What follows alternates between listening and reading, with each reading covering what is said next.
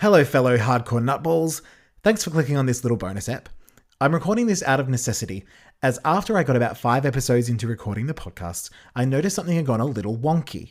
Now some people will already be across these little things called NTSC or PEL. I was aware of them, but never thought they would cause such drama.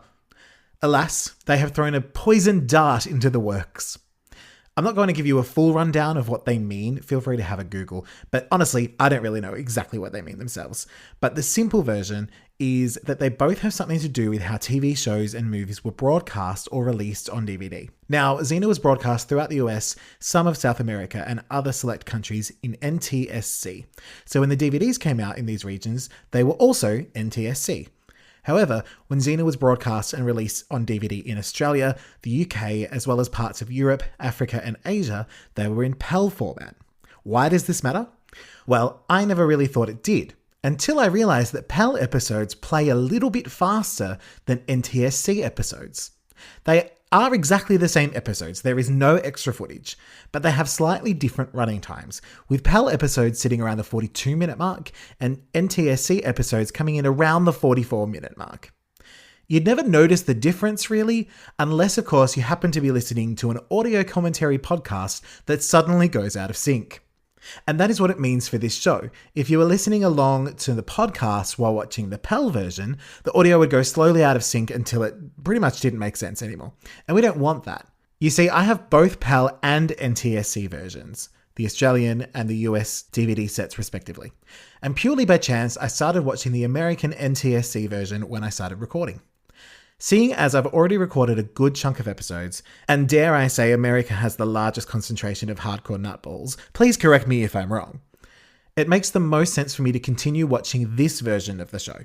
Jumping back and forth between the two would be an actual nightmare, and it was not an easy fix for me to sort of edit and release both versions or record it twice. Yeah, you get what I mean. So listeners in the US and Canada, you probably won't have any issues. You'll most likely have the NTSC version. If you're not sure, check out the running time of the episodes. Sins of the Past is around the 44-minute mark, I think 44 minutes and 20 seconds. If it's the 42-minute version, it's probably PEL. For listeners outside of North America, especially my mates in Australia and New Zealand, I still want you to be able to watch along.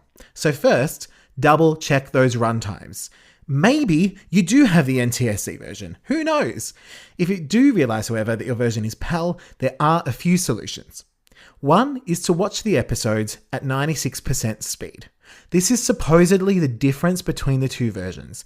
However, it's not foolproof and does still get a little bit out of sync. I got better results at 96.3% watching on my laptop, but it's not perfect. And you can't really speed up the podcast episode because, of course, the podcast episodes all have different running times because of the intro and maybe the outro. A better solution may be to try to get your hands on a US release, either through an American retailer or eBay maybe. That's where I got mine from. Of course, I'm going to hazard a guess and say that many hardcore nutballs are going to have more than one Xena box set, so please check them all. You may also have luck finding episodes on streaming or online, depending what country you're in. Again, if you do this, just check the runtimes to work out if it's the 44-minute version you need. Of course, I would never suggest obtaining episodes through torrents or other such means. But if you happen to stumble upon things of this nature, I would never know. You wouldn't really have to tell me. Hint, hint.